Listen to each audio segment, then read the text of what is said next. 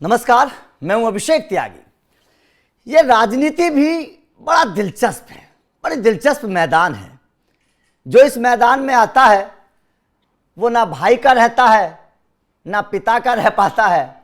दो भाइयों के बीच जंग हो जाती है। ये कुर्सी की लड़ाई ऐसी दिलचस्प है कि एक कुर्सी की लड़ाई दो भाइयों को दुश्मन बना देती है। बड़ी दिलचस्प लड़ाई है। अब से पहले न जाने कितने बार ऐसा हुआ है जब दो भाई आमने सामने हो गए, और ऐसा ही कुछ नज़ारा अब बिहार में देखने को मिल रहा है।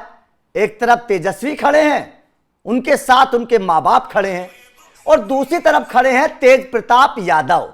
उनके साथ ना माँ नजर आएगी ना बाप नजर आएगा। उनके साथ कौन है?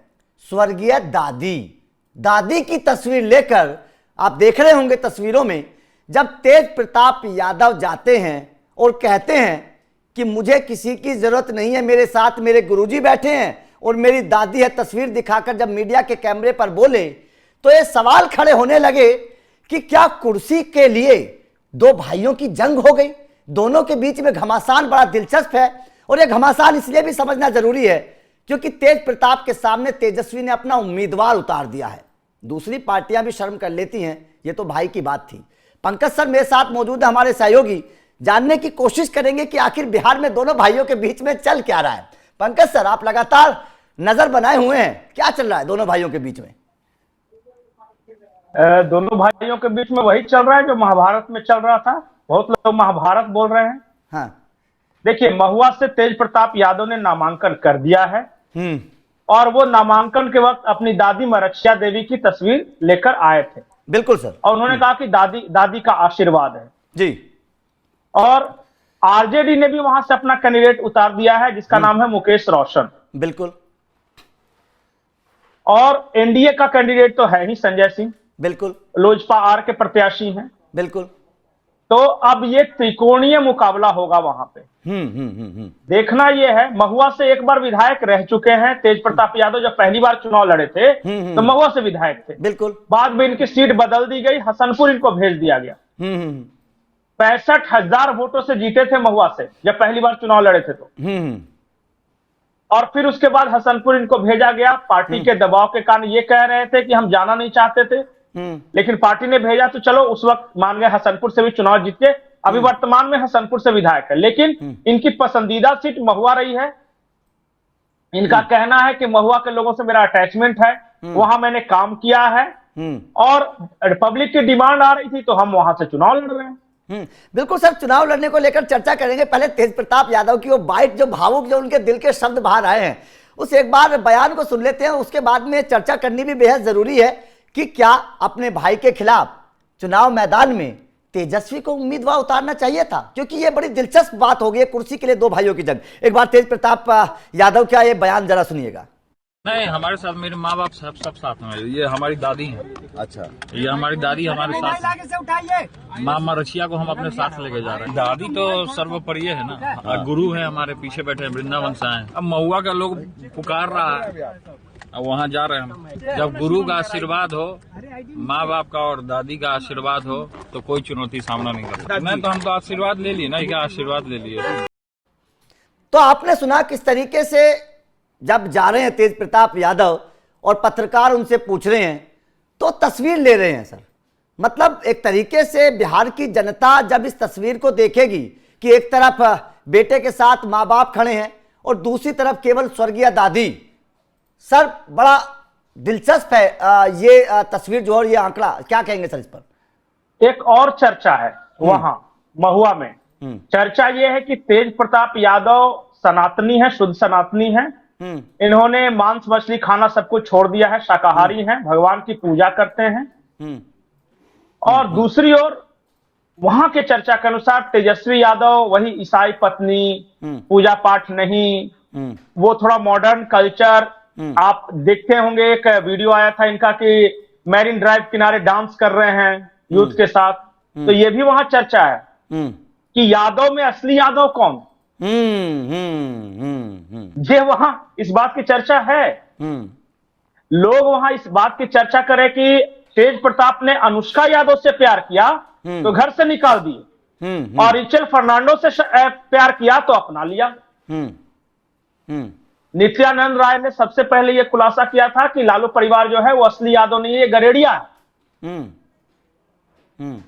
अब इस बात को लेकर देखिए, जो आरोप लगते रहे हैं, नित्यानंद राय भी आरोप लगाते रहे हैं, भारतीय जनता पार्टी के नेता, कि लालू का जो परिवार है वो जो बता रहे थे जैसे कि गरेड़िया है, और जो राबड़ी देवी का परिवार है वो असली खानदानी यादव है। तो इस वजह से ये भी एक चर्चा है वहां कि क्या है, देखिए वो बेचारा शुद्ध सनातनी है, यादव से प्यार किया तो इसलिए घर से निकाल दिया, गलती क्या है, ये आदमी मांस मछली नहीं खाता है, शाकाहारी है, धार्मिक प्रवृत्ति का आदमी है, और आज का यादव किसके साथ जाएगा, जिसने क्रिश्चियन से शादी किया है उसके साथ जाएगा, कि जिसने यादव लड़की से प्यार किया है उसके साथ जाएगा, ये सब भी वहां चर्चा है।